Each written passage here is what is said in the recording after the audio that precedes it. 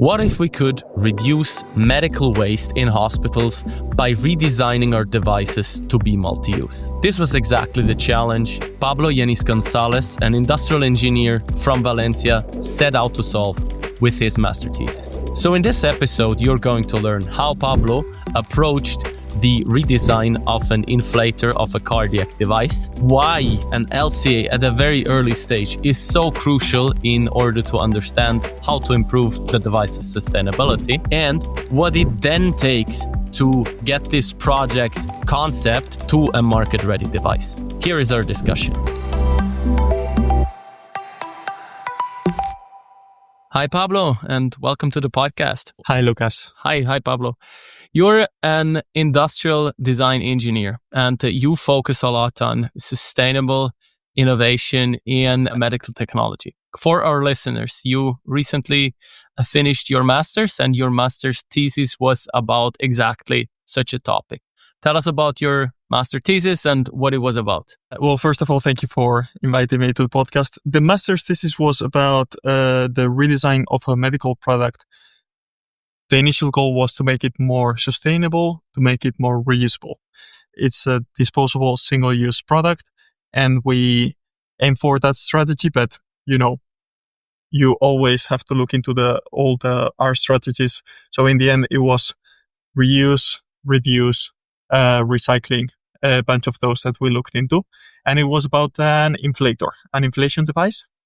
It's a medical product used in interventional cardiology, interventional radiology, but also in other departments. So urology, gastroenterology, it depends on the context. So interventional cardiology and radiology is a sterile context in which they use it.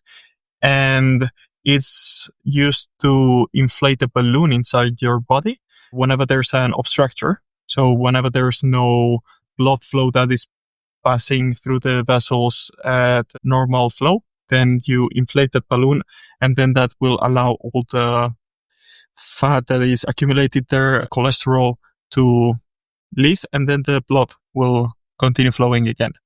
Okay, so it's basically like you have a balloon catheter, and you place that in the right position. You have the balloon there, then the inflator would be the device that you use to inflate such a balloon catheter inside your body, or maybe also bring a stent to the correct position and then inflate it and put the stent in the correct position. That's what the device does. Okay, good. So explain a little your approach, how you approach the sustainable redesign of such an inflator. Yeah. So I said it was the initial approach was to redesign towards reuse. That's how I received the project, because the project comes from the LIMC hospital in Leiden, that they want to promote sustainability. And it was a project started from the interventional radiology department.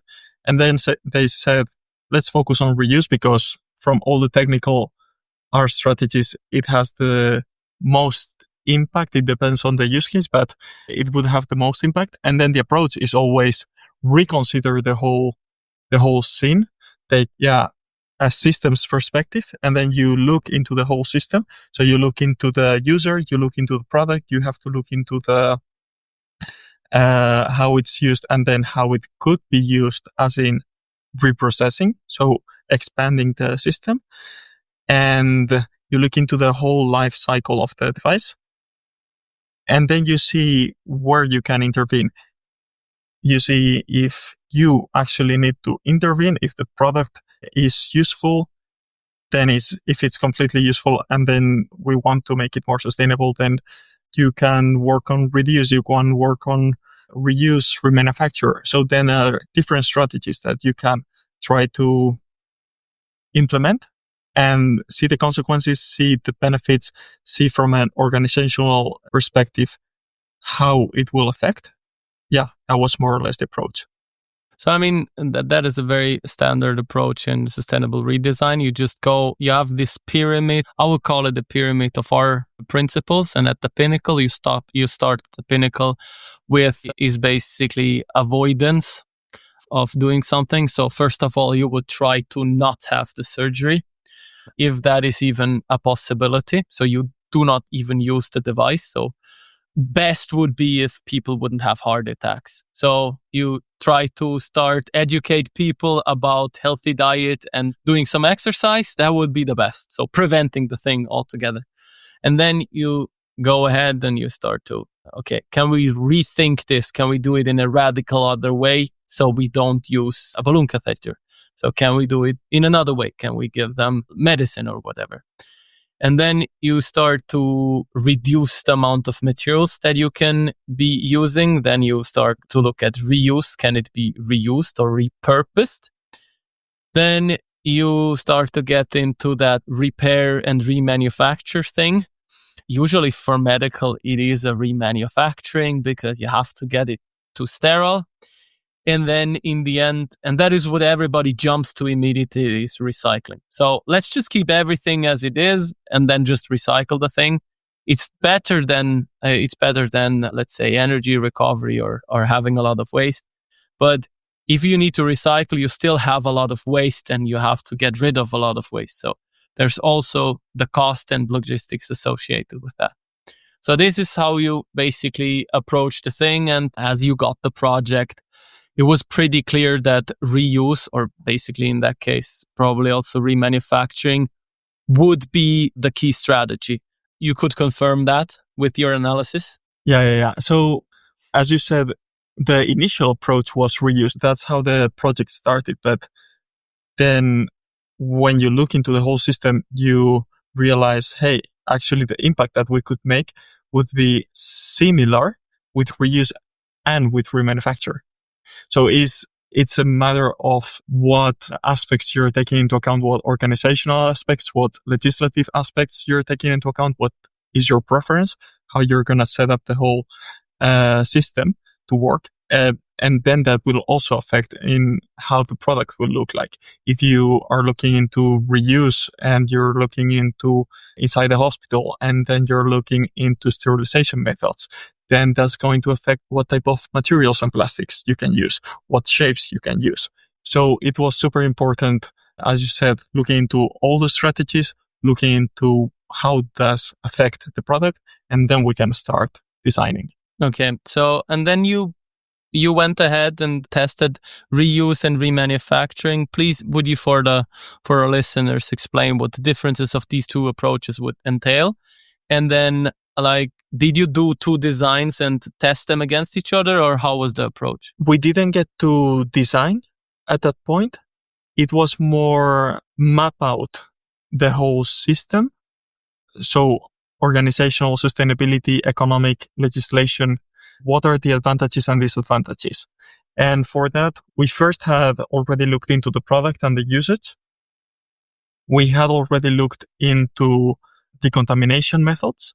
So the whole decontamination chain until sterilization, and what are the sterilization methods that you can use, and steam sterilization, ETO, hydrogen peroxide, all those.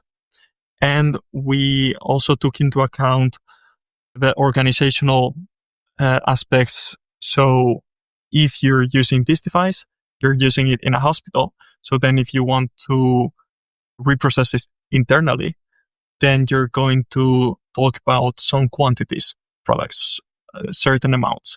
But then if you reprocess it externally, then you're talking about maybe thousands of devices that you can sterilize, like bunch of them at the same time. So you might be collaborating with multiple hospitals at the same time.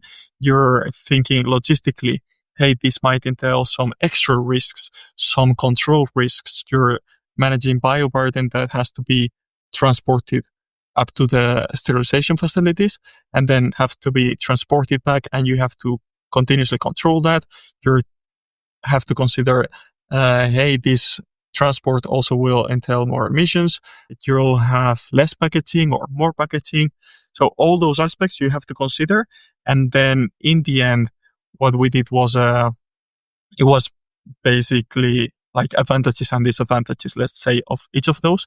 And then once you decide for one, once you decide for this in-house or external, you can decide for a sterilization method. And that's when you can start talking about product, because that affects your product. So you looked at the system holistically, and then you gather basically all the requirements, all the, let's say, nooks and crannies that are playing into the whole system. So do you do it internally? What would the numbers be? What would the transport ways be? All that stuff. And then you summarize that. And what was then the result? So who was the winner and why? And maybe also like the question from before. So we had reuse and remanufacturing, and then you could probably explain the difference between that. And then in the end, what was the winner and why? So what was the winner, why, and reuse and remanufacture. The winner was in-house reprocessing, which meant reuse. We essentially were comparing in-house and external, because then legislative, there's a difference between reuse and remanufacture. But from the organizational point of view, it's more in-house or external. And that also entails in-house, they usually work with steam sterilization. And then externally, you won't be able to do steam sterilization because you already have the facilities outside. So we went for in-house because of how sustainable it is, how fast it is, how you have the product right away in the hospital in case something happens. So you also need to stock less materials, less products in the hospital. So bunch of sustainability, organizational, economic aspects. And then the difference between reuse and remanufacture, it's decided by the legislation. It's a lot about ownership of the product. If you remanufacture, then you're the owner, the manufacturer again of the product, and then you're talking about risks. So then if you're reusing, then you are reusing according to the guideline that the original manufacturer has given you. So that's what the hospital does. And then the hospital has to comply to the risks that the manufacturer has given you, if that makes sense. Okay. So could we say basically, or did I understand that correctly, that if you internally reprocess the inflator, then it is reuse. And if you externally reprocess the thing and also test it, then it is the company who does the reprocessing basically then becomes the remanufacturer and brings it to the market under their CE mark, and they become the manufacturer. It's more or less like that, yeah. You can also reprocess externally because you don't have the facilities. You want to do steam sterilization, you don't have the facilities in the hospital. You can still do reuse, but then you would, and also it's about you remanufacture product that you cannot reuse anymore. So it's a single-use product, or it's a product that has been designed for 50 cycles. Then you think that you can give it another chance of life. But then you're taking ownership of that product. You're assuming all those risks. Okay.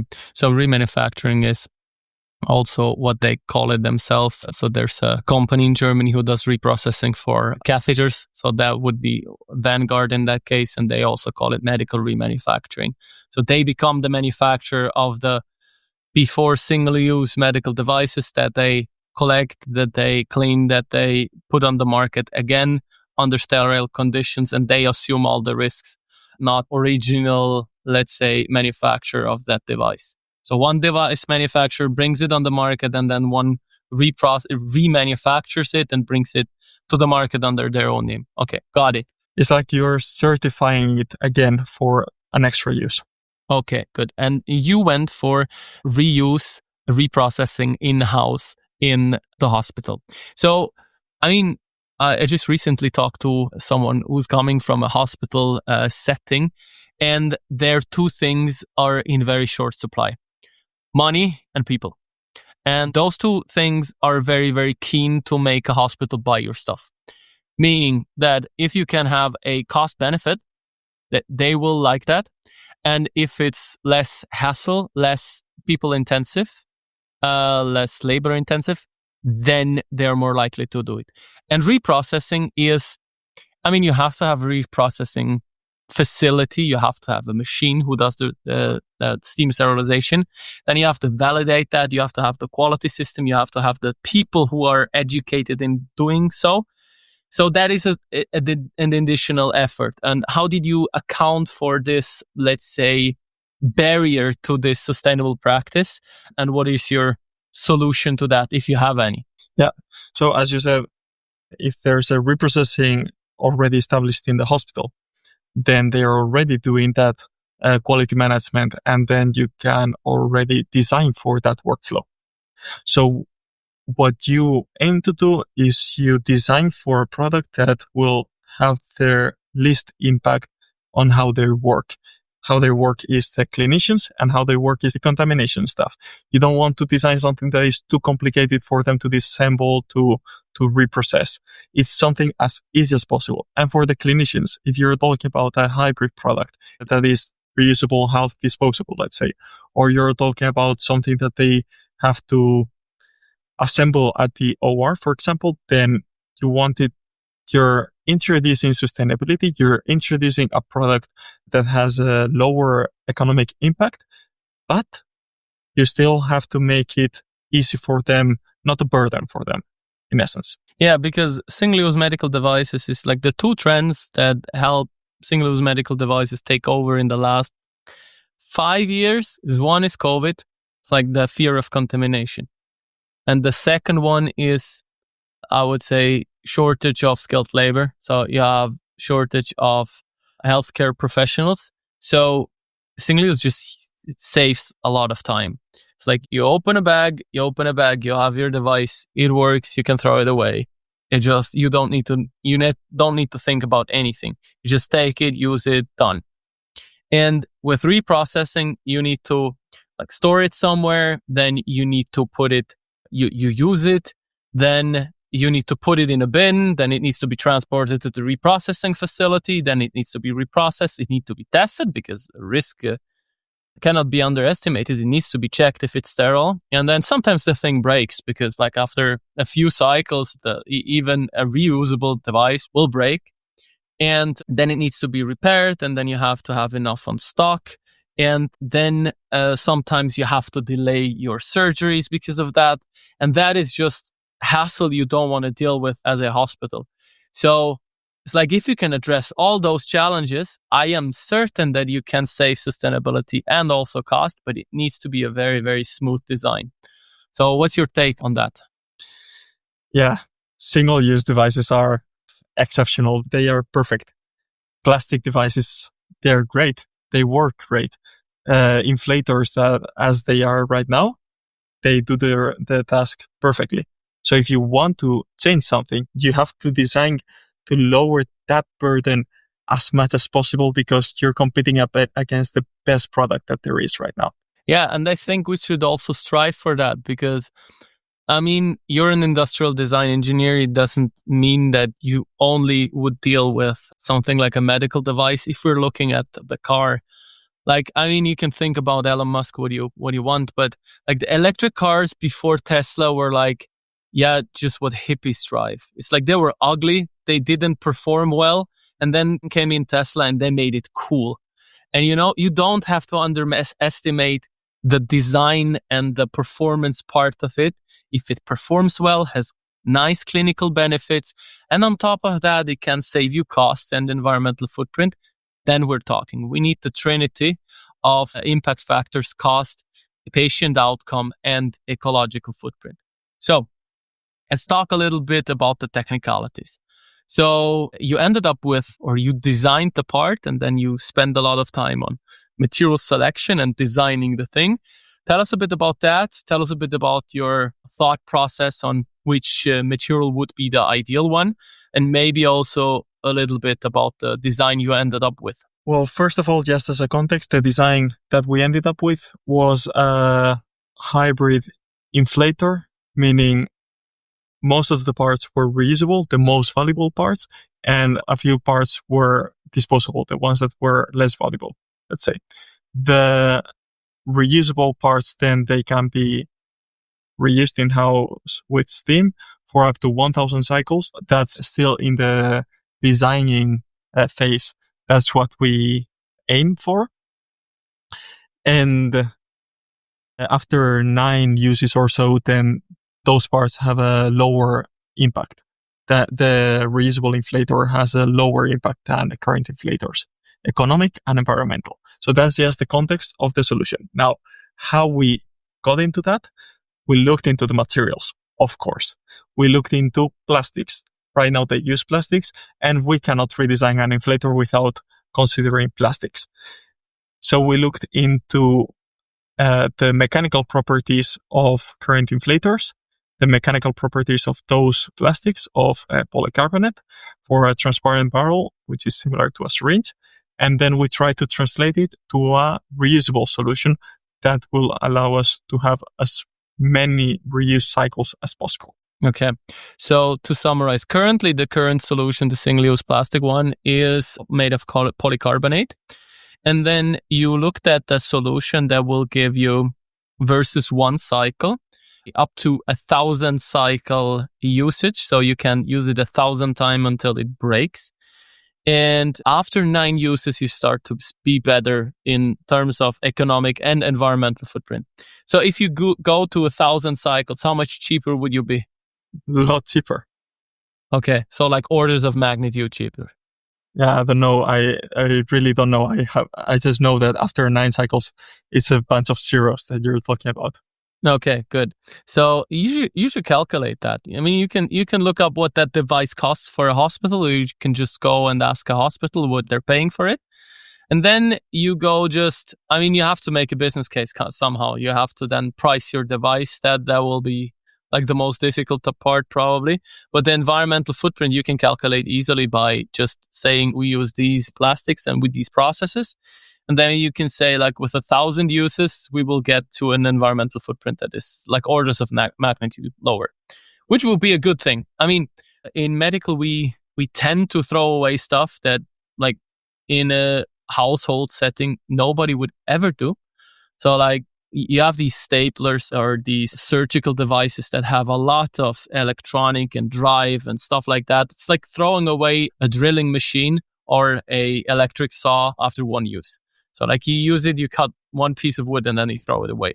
Nobody would ever do that in a household setting. And in a medical setting, we're doing that on a regular basis. So I just recently talked with Axel Böse about hybrid use medical devices. So where you have a single-use component and you have the valuable multi-use component. And that is kind of what you ended up with here too. But you didn't tell us about the material selection part. What material did it ended up being? So there are multiple parts. The final design is made of 9 parts in the end. So there are just 4 parts, I think they are disposable, 5 parts are reusable. Most of those parts are stainless steel. And then there is a PEI barrel that is transparent, amberish transparent color. And then there's also some nitinol spring that allows for this specific mechanism. Same type of experience for doctors and clinicians. Okay, nitinol. Okay, what kind of material would that be? Nitinol is half nickel, half titanium, and it's like it's a metal and it's super elastic. Okay, super elastic metal, which is then the spring that you would be using. Yeah. So it's just a small rod, and then it allows for that super elastic movement that we would need to have. Okay, so you said after 9 uses, you would then be better in terms of environmental footprint. How did you go about calculating all that stuff? Yeah, so we did a rapid LCA. That means within the project, because it was only a thesis project, so we had a limited amount of time to evaluate everything, develop everything, and evaluate the solution again. So we were only able to evaluate the materials part. It's not considered the reprocessing footprint, but what we are stating is from 9 uses to 1,000 uses, the impact. You can add the reprocessing footprint and you will still, for the hospital, it's still going to be way beneficial. Okay. And so you didn't incorporate the energy that is needed for hot steam sterilization, is that correct? Yeah, we didn't. We know that it takes it depends on the hospital, but economically it's like €3 to €8 per device. If it's cheaper or more expensive than that, then you wouldn't want to reprocess it. Yeah, probably. If it's cheaper, no, you wouldn't. Yeah, so you do not sterilize syringes that cost a few cents. You don't do that. And I mean, that's my take on reuse versus single use. It's like for very cheap consumables, it's just, there's no way in hell you can make it feasible. Like on an environmental footprint perspective or on a economic perspective. So you will put in more energy and money to reprocess than it was originally to make. Because hot steam is actually pretty energy intensive.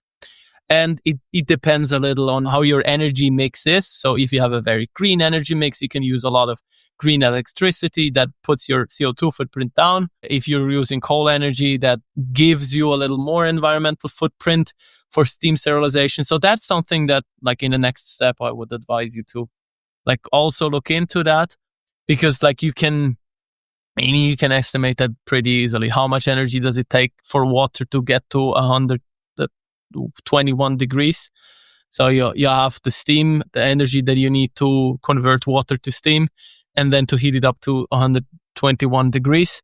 And how much water do you use? How much steam do you actually need for the 10 minutes? You can estimate that. And then just take the average power mix, and that's your number. It's an estimation. It's probably plus minus 25%, but it's the order of magnitude.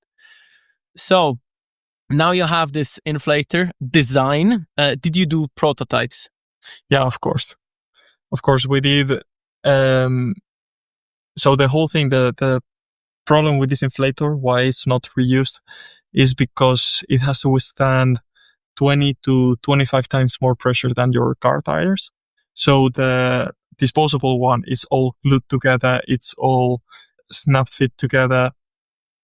So then the mechanism that we had to redesign would need to be, we needed to test something that would be easy to assemble and disassemble.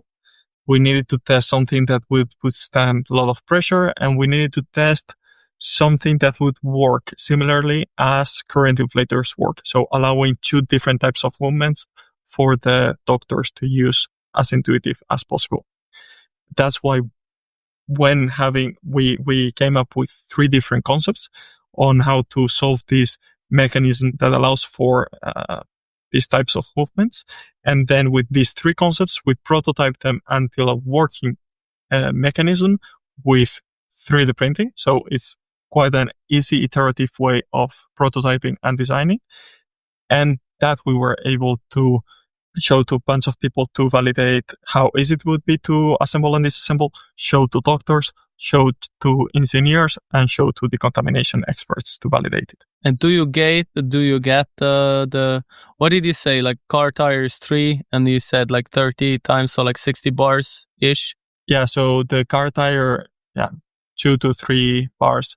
Then the inflator for interventional cardiology and radiology procedures, it has to measure up to 30 bars. And then with the safety factor, it's up to 55 bars. No, okay. And did you test with 55 bars? In a way, we validated it. Okay, so it works. Yeah. Cool. So, I mean, like smooth transition from the technical to the personal part. So you did now this master thesis, you designed a inflator for sustainability, and you have now a prototype for a medical device. Now, I mean, to bring this to some kind of market, you would need to do all the documentation needed and the ISO 13485 certification. You would need to do MDR approval. Is that now the plan, or what do you do with the project now? Yeah, that's the plan. Right now, we are in a point in which because it was a research project, so we came up with this solution, and it was kind of a demonstrator that we can bring sustainability into the medical field. Now, if it's a good solution, then why not bringing it into reality? So we're considering that. We are looking for funds, applying for public funding, and then what you mentioned is, we did this research project from the industrial design perspective. If you look from the medical design perspective, it's you have to do all the documentation that, of course, we weren't able to do. So we are quite behind in the documentation process. That's one thing. And then the other thing is have the go-to-market strategy, have the exit strategy, have all that aligned. So then we can develop the product accordingly to what we aim at. Okay, cool. When you say we, who is we? We right now are the head of interventional radiology of the IUMC, the expert in decontamination from the IUMC, and my supervisor from the TU Delft, and me. Okay, so you're 4, and you're probably going to be to do all the heavy lifting because the others have day jobs. The others have day jobs. I'm still looking for a job side. Yeah. Apart from that, so your personal plan would then be to like have a job and run this as a side project, or at least until you have funding to pay yourself so that you can live from it. Yeah, exactly. Good. So what do you think are going to be your biggest challenges? To bring the project to life? Yes. First of all, if there's no money, there's no project. And if there's no strategy, there's no money. If you don't have a plan on how to bring this project to life, you won't probably get money. From public, maybe that's easier, but then from private companies, there's no way you can. Because if for private companies to invest in your project, you need to ensure them that they're going to receive the money back somehow. And if you don't have a clear plan on how to bring this to life and then what are the next steps, because it's a really long journey that it's going to need a lot of investment. So I agree with you. Probably getting the money is the most difficult part, but it's like planning something that is inherently difficult to plan, like a multi-year project in a very regulated industry. So whatever's your estimate, multiply it by 5, and then you get to the real number probably. The difficulty is like telling that to an investor will like scare them off, but you need to be somehow optimistic and on the other hand pessimistic at the same time, so that you just don't run into like a wall. It's very difficult to manage. So how that usually would go is, number 1, you would start with something called seed money. So either you have friends and family or you have some kind of grant or something like that you can get. That is like 20 to 100,000 that will get you started. That will give you a little bit of money to work out the details of the plan, basically. To get maybe a second prototype, to get into some kind of testimonials from a bunch of doctors. And then you need to do a market analysis. So basically you need to know how big of a market inflators are. And if it's like, single-use devices are like 2,000 or 1,000 a year globally, which they wouldn't be. Maybe it's a lot more. But if it's just like a small amount of devices, they're like, why should we do this? It's like, there's nothing to be sold here, or not enough. Because you need to obtain at some point a quality certification for your company. So first you need to incorporate, and you would do that probably with the seed money. Then what you would do is like you have proven the concept, and then you go raise money for basically the regulatory approval and everything. So you need the quality certification, and then you need to do all the technical documentation, which means you basically start over with the MDR in mind. So you have the proof of concept, but you start over because you have to document everything, and it's just easier to just do everything instead of reverse engineer what I did 2 years ago. Just start over and engineer everything again, and then you have everything documented. And then you go for MDR approval. That process will probably take you 3 years-ish, and you need money to pay rent and to pay salaries and to pay people to help you do that. And then you're at the beginning, then you are at the starting line. Then you can start selling, because that is the starting line for your company at that point. And then you need to sell, and you have to have a bunch of good arguments. Yeah. So that is how your journey probably will look like. Yeah, and then you don't want to die right at the point of selling. You don't want to run out of money right at that point. Yes. I've seen those. I mean, I can put you in contact with a bunch of them that were like on the brink of dying when they got CE mark, and then they had to sell, and they didn't have the funds to keep going until like money starts coming in. So it's because like if you're at the CE mark, usually it's like investors are like, so, and now go sell. But salespeople cost money, and only with salespeople you get into hospitals. I will have in the near future one guy coming in who led commercialization of such startups. So I will send you that episode. That's going to be great. His name is Jim Zurich. So not to spoiler anyone, but it's going to be great. So let's come to the final question. What advice would you like to give to our listeners in regards to sustainably redesigning medical devices? Yeah, that's a tricky question. I would say you have to look always from the holistic perspective. If you want to design something that will have some type of impact, you have to ensure in all those areas that it's going to work. If you just have the technology part, or if you don't take into account the user or the clinical part, then you're going to have problems in the future, or because your desirability, viability, feasibility, not all of that is proven. Yeah. I just, like 2 days ago at the state of recording, I attended a workshop of Damien Carr. Damien is the catheter guy. So we designed some catheters and then tried to get into the heart. And no worries, it's all going to make sense what I'm just telling you. It's like if you're having one tube into another, that's basically what a catheter is. Like you have a bigger tube and then you have a smaller tube, and then you do some intervention with the smaller tube. And the point is like if at some point the smaller tube sticks in the bigger tube due to friction, it will just get stuck and you won't be able to move it more. And that is exactly the thing with the sustainable redesigns. You need to eliminate all possible sticking points and remove all the friction from the system in order to make the value flow, basically. Because if you can't sell the damn thing, it's not more sustainable. You just need the nice feasibility study. In the end, it's about bringing it to the market, because else the single-use devices are going to be sold. Because as you said, they're brilliant, they're performing. It's not that they are bad, they're helping save people's lives. But if they can be done better, it's done better is always evaluated at the market stage, because if you can't sell it, it's not innovative, it's just an invention. It's like my dad used to say, like, invention is if you have something new, and innovation is when you can write checks. That's or write invoices. Smart, eh? That's smart. You have to be able to write invoices, and else you're not an innovator.